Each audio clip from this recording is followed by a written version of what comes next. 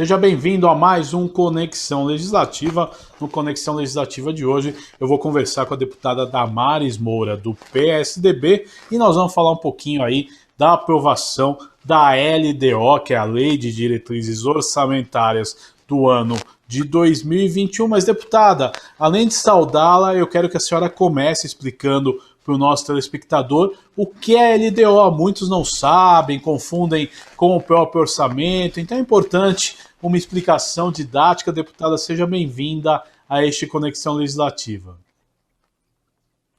Oi, Guga, muito obrigada por mais esta oportunidade de conversarmos aqui pelo Conexão e cumprimentar toda a equipe da Rede Alesp, que sempre nos recebe, nos acolhe tão bem, e cumprimentar os nossos telespectadores também, que acompanham as atividades, né, do Legislativo Paulista por meio da Rede Alesp. E vamos, então, conversar um pouquinho sobre a LDO. Então, uma breve explicação, e aí eu vou fazer de forma bem didática, porque é uma matéria muito técnica. É uma matéria muito mais para especialistas do que qualquer outra coisa, não é? Mas eu vou tentar fazer aqui uma explicação bem didática.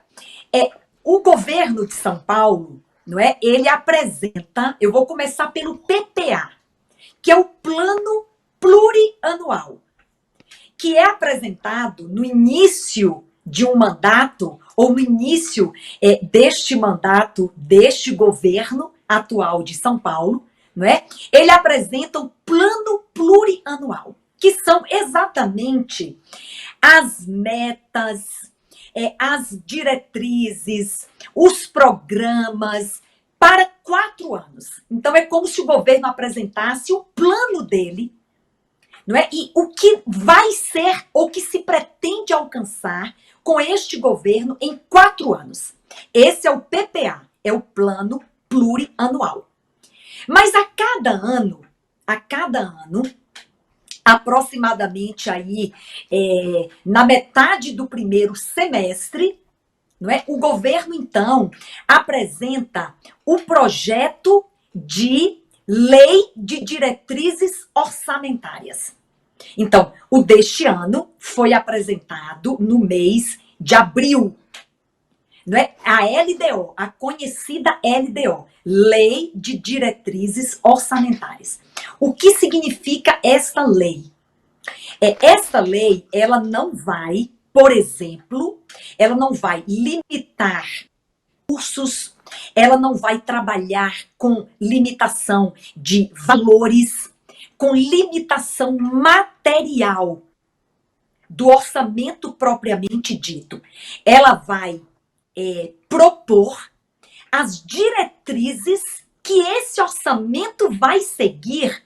Não é porque agora, no mês de setembro, aproximadamente, nós vamos votar outra lei importantíssima, a LOA, que é a Lei Orçamentária Anual. Esta, sim, é uma lei que vai delimitar, não é? Recursos, vai delimitar valores, ela vai efetivamente fazer esta, vamos dizer assim, esta limitação material do orçamento do Estado. Agora, a LDO, da qual eu fui relatora, ela trabalha com princípios a serem seguidos, não é? Ela trabalha com diretrizes. O próprio nome já indica o que esta lei vai estabelecer. Tanto que nos primeiros artigos já são trazidos ali do que se constitui a lei orçamentária. Quais são a lei de diretrizes orçamentárias? Quais são as diretrizes que o orçamento deverá seguir para alcançar as metas estabelecidas no plano plurianual para o Estado de São Paulo? Então, é desta forma que funciona a lei de diretrizes. Ela é principiológica, não é? Ela traz o caminho a ser perseguido, os valores a serem observados por meio da lei orçamentária, e esta sim vai trabalhar com delimitação de recursos e de valores para os programas, para o alcance das metas, aí vai tratar propriamente de recursos. Acho que Agora, foi deputada, clara, Guga. foi clara, foi didática, é importante a gente abordar isso. Agora vamos abordar, né, a lei desse ano, né, a LDO desse ano. A senhora foi relatora, né? Eu gostaria que a senhora começasse explicando qual que é o papel da relatora e também como a senhora se sentiu aí em relatar essa LDO aí no seu primeiro mandato, né, já com uma responsabilidade muito importante dentro do orçamento do estado de São Paulo, né? Eu me senti bastante desafiada e, ao mesmo tempo, eu fiquei muito honrada, porque, na verdade, são apenas 4 deputados, nos 4 anos desta legislatura, que vão poder relatar a lei de diretrizes orçamentárias. Então, se ao mesmo tempo foi muito desafiador, por se tratar de uma matéria muito técnica e complexa, nós estamos falando de um orçamento gigantesco, que é o orçamento de São Paulo, e ainda mais, Guga, e eu quero até destacar isso, num momento desafiador. Talvez nunca tenhamos votado uma lei de diretrizes orçamentárias em um momento tão desafiador quanto este. Porque, afinal, nós estamos no meio de uma crise emergencial de saúde pública que está demandando do Estado, não é, enormes ou recursos e despesas que não foram previstas. E o desafio, então, é dentro de um contexto inesperado, não é, que surpreendeu o Estado de São Paulo, o Brasil e o mundo, elaborar como poderíamos, então, direcionar o orçamento do Estado para 2021 no meio de uma crise, não é, com impactos econômicos ainda imensuráveis.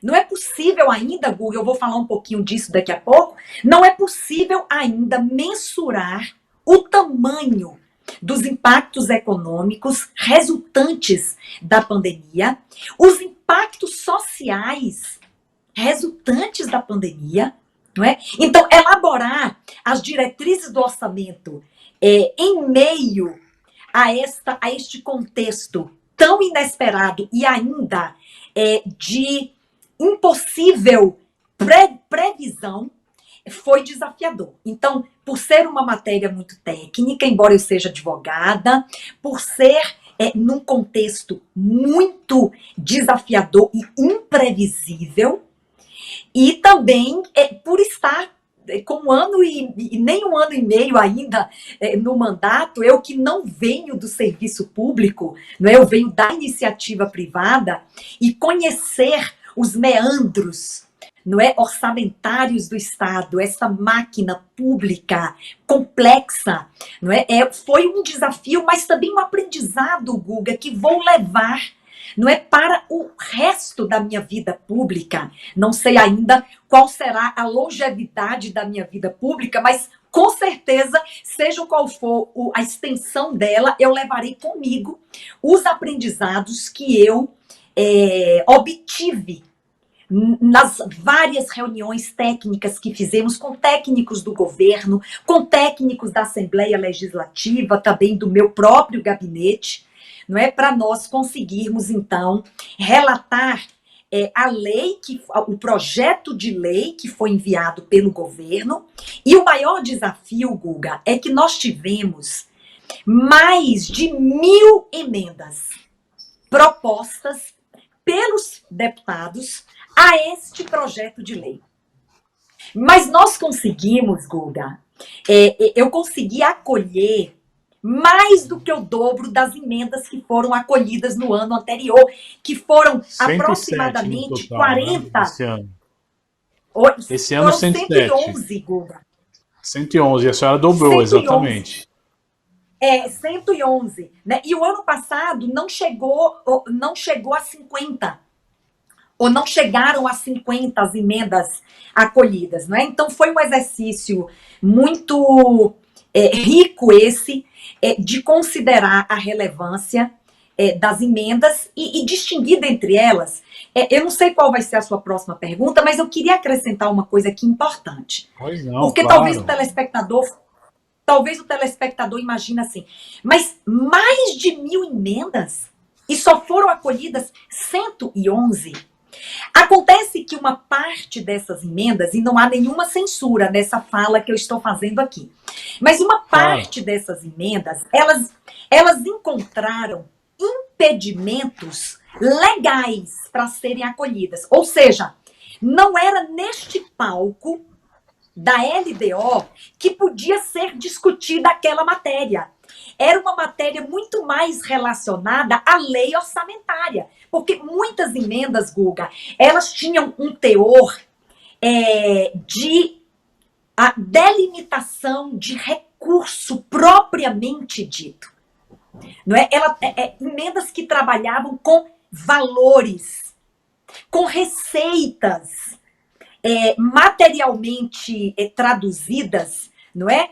Para serem alocadas para determinada área do Estado. E isso não pode ser feito na LDO. A LDO trabalha com princípios mais gerais, ela se constitui de valores a serem observados pela lei orçamentária. Então, muitas emendas não foram acolhidas, muito boas as emendas, todas muito boas, mas elas não diziam respeito a este momento de diretriz, sim, no momento que fomos discutir o orçamento, propriamente dito. Não é? E uma outra questão, a razão pela qual algumas emendas não foram acolhidas, porque elas eram coincidentes com algumas que foram acolhidas. Ou seja, versavam sobre a mesma matéria e, portanto, uma foi acolhida, a outra não foi.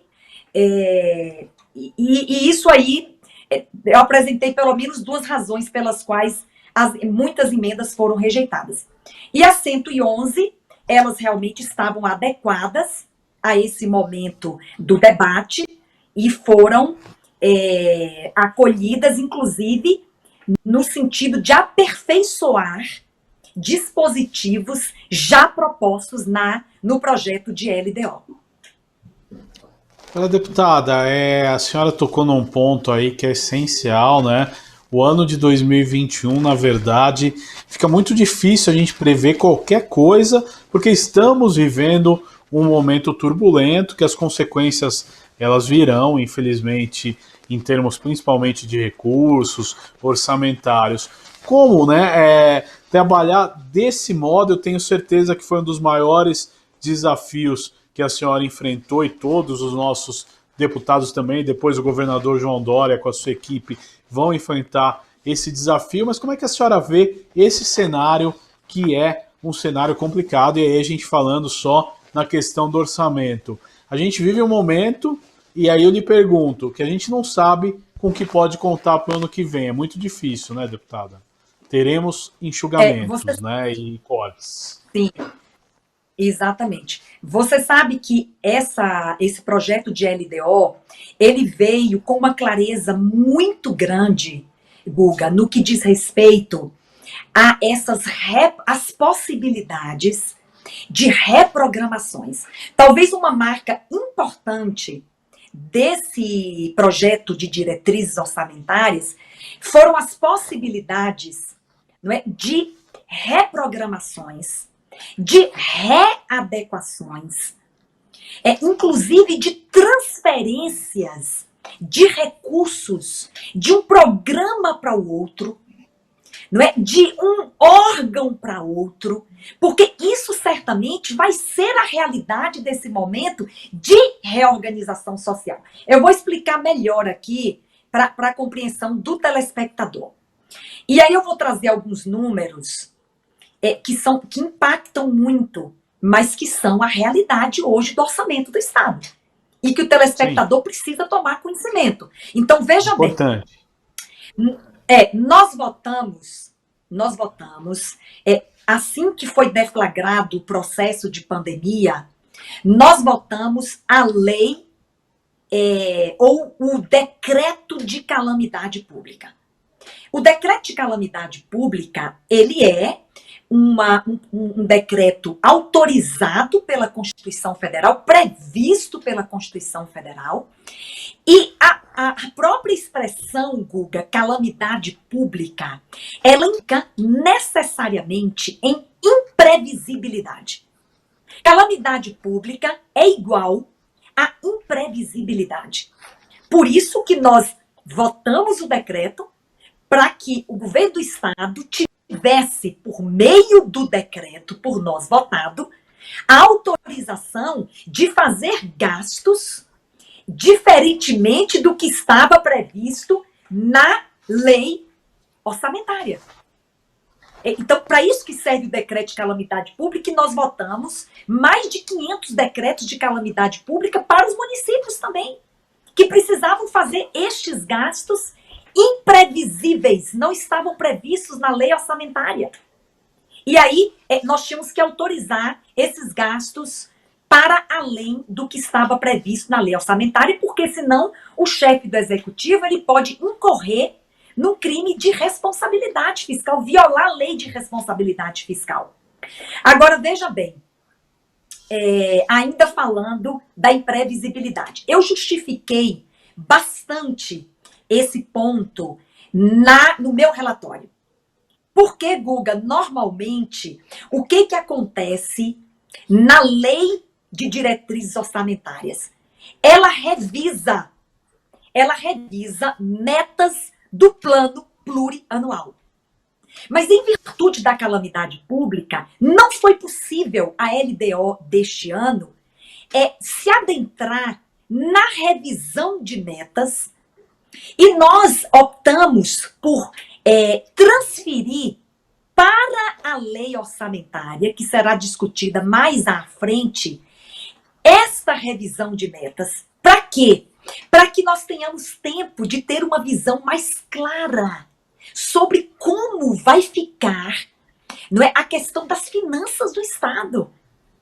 Nós não temos ainda elementos na fase em que nós estamos, não temos ainda todos os elementos e a clareza do cenário orçamentário do Estado a ponto de podermos já na LDO revisar as metas do plano plurianual.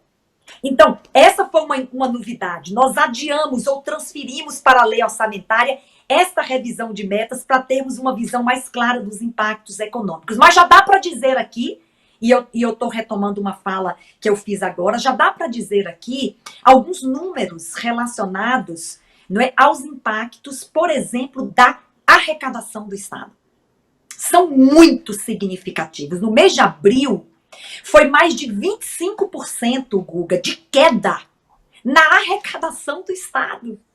Olha só, isso significou mais de 3 bilhões de reais no mês de abril. No mês de maio, a projeção, Guga, é mais de 28% na queda de arrecadação. Eu estou trazendo números aqui de abril e maio, não é? E isso, ambas as quedas de abril e maio, não é, significam em valores mais de 3 bilhões de reais. Então, além da queda de arrecadação, eu vou mencionar aqui mais 4 perdas. Não é que o orçamento do Estado ou o tesouro do Estado está sofrendo.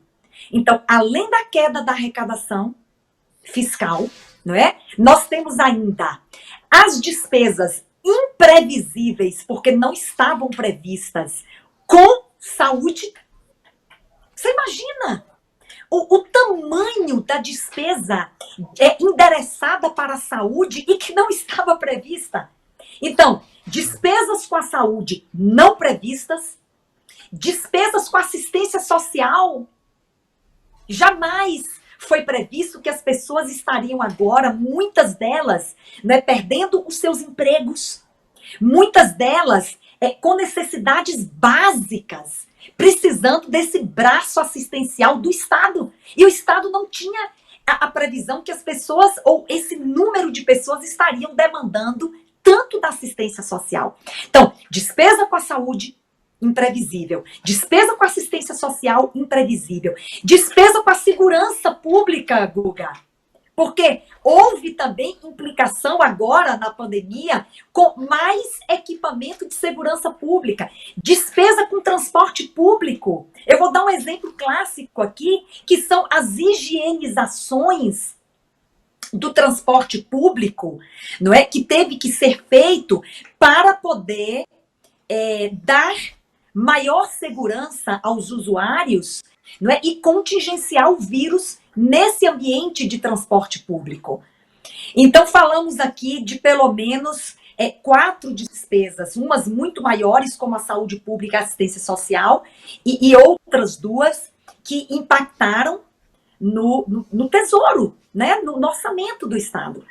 Então, e somada à queda de arrecadação absurda que nós estamos vivendo, então é um momento de muita responsabilidade. E a LDO, o projeto de LDO enviado pelo governo do Estado, não é? Eu pude avaliar, ao fazer o relatório, quanta responsabilidade foi introduzida neste projeto de LDO, porque é um momento de extrema responsabilidade com o recurso público, com a distribuição dele, com a alocação de recursos, com reprogramações, com transferências, com abertura de créditos suplementares, nós autorizamos, e isso é sempre respaldada na Constituição Federal, na Constituição em outras leis complementares federais, para também garantir, não é, a abertura de créditos adicionais ou suplementares para fazer frente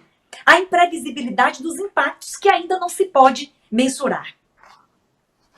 Agora, deputada, é interessante também a gente fazer uma explicação para o nosso telespectador. A LOA, como ela funciona? Ela começa a ser discutida na casa a partir de setembro e tem um prazo para que seja aprovada provavelmente até o final do ano, é isso? É correto? Antes do recesso parlamentar do final do ano, né?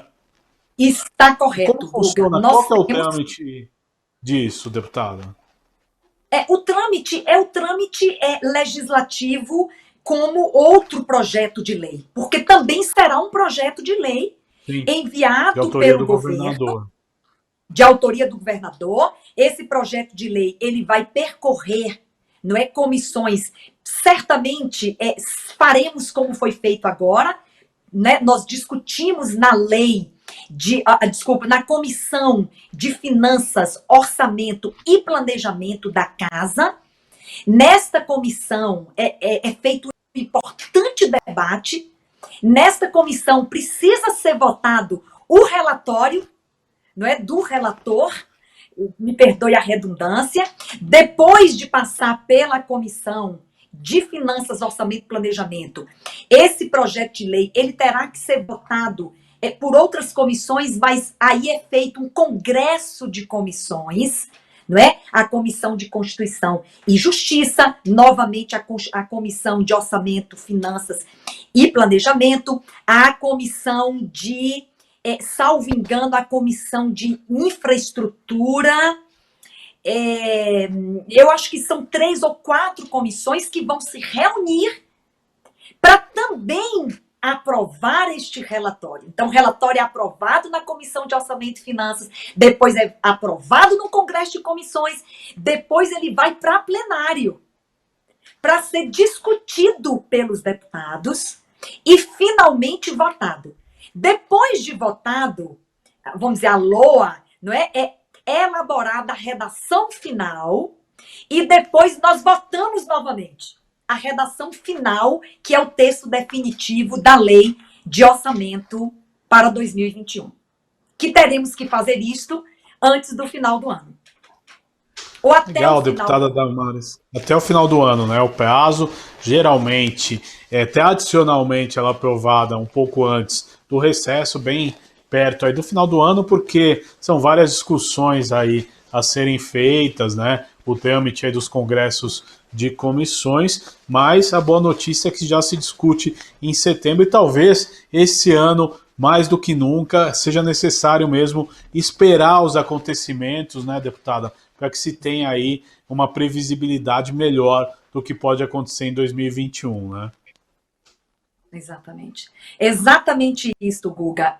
Eu fui até questionada, claro, de forma legítima, durante os debates, não é, a respeito desta aparente ausência de revisão de metas, não é, na lei de diretrizes orçamentárias. E eu justifiquei na minha fala que exatamente isso se deu até para que nós próprios deputados, até para vamos dizer, facilitar, criar melhores condições de nós debatermos a lei orçamentária, esse prazo para se ter uma visão mais clara a respeito de como ficarão as finanças do Estado para, então, definirmos a lei, ou orçamento para 2021.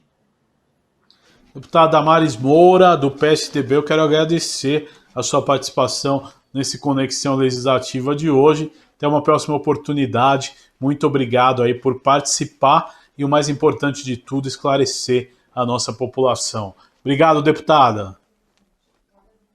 Guga, eu que agradeço. Estou sempre à disposição da Rede Alesp. É um prazer. Agradeço a todos vocês, aos telespectadores que nos acompanham. E para deixar aqui uma palavra de esperança, não é? E da segurança de que nós fizemos um esforço, não é? Um esforço sobre-humano para, de fato, construirmos uma lei de diretrizes orçamentárias que fosse adequada ao momento que o Estado vive e ao momento que o país e o mundo vivem, e mais do que isso, Guga, que ela oferecesse condições para a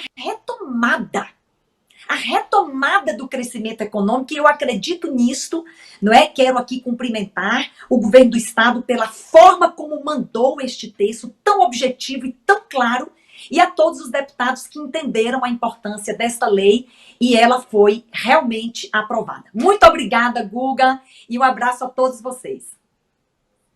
Obrigado, deputada Damares Moura, do PSDB. E este foi mais um Conexão Legislativa, você em conexão com o Legislativo Paulista.